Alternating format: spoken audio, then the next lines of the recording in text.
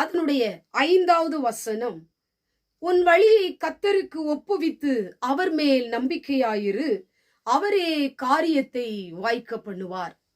இந்த வார்த்தை கேட்டுக்கொண்டிருக்கிற எனக்கன்பான தேவ பிள்ளையே, எதை குறித்தும் நீங்கள் பயப்படாதீர்கள், எதை குறித்தும் நீங்கள் சோர்ந்து போகாதீர்கள். காரியத்தை நடத்துகிற தெய்வம், காரியத்தை வாய்க்க பண்ணுகிற தெய்வம், காரியத்தை கைகூடி வர பண்ணுகிற தெய்வம் உங்களோடு கூட இருக்கிறார். அவர் காரியத்தை வாய்க்க பண்ணுவார்.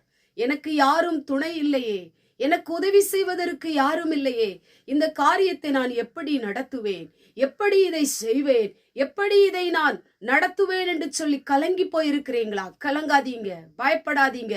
கர்த்தரே காரியத்தை வாய்க்க பண்ண போகிறார்.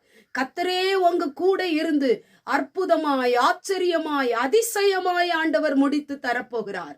இன்றைக்கு நிறைய மனிதர்கள் உங்களை பார்த்து சொல்லலாம், இந்த காரியத்தை நீ எப்படி நடத்துவாய், இந்த காரியம் உனக்கு என்னவாய் முடியும், இது உனக்கு நடக்காது, இது உனக்கு வாய்க்காது என்று சொல்லி எத்தனை பேர் உங்களோடு கூட பேசி இருக்கிறார்கள். அவர்களுடைய கண்களுக்கு முன்பாக, அவர்களுடைய பார்வைக்கு முன்பாக கர்த்தரே காரியத்தை உங்களுக்கு வாய்க்கும்படி செய்ய போகிறார். அதிசயமாய் உன் காரியம் நடக்க போகிறது. எதிர்பாராத காரியங்களை கர்த்தருடைய வாழ்க்கையில செய்ய போகிறார். எது முடியாது, நடக்காது, வாய்க்காது என்று முற்றுப்புள்ளி வைக்கப்பட்டதோ அந்த காரியத்தை கர்த்தர் துவங்க போகிறார். ஆண்டவரே முன்னின்று நடத்தி வைக்க போகிறார்.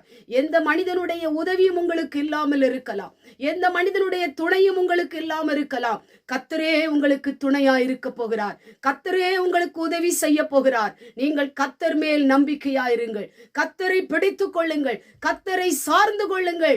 அவரே காரியத்தை வாய்க்க பண்ணுவார். திருமண காரியமா, இதை நடத்துவதற்கு நான் என்ன செய்வேன், எவ்வளவு பணம் தேவை, நான் யாரிடத்திலே போவேன், யாரிடத்திலே கேட்பேன், எனக்கு என்ன இருக்கிறது, ஒன்றுமில்லாமல் இருக்கிறேனே என்று கலங்கி போயிருக்கிறீங்களா?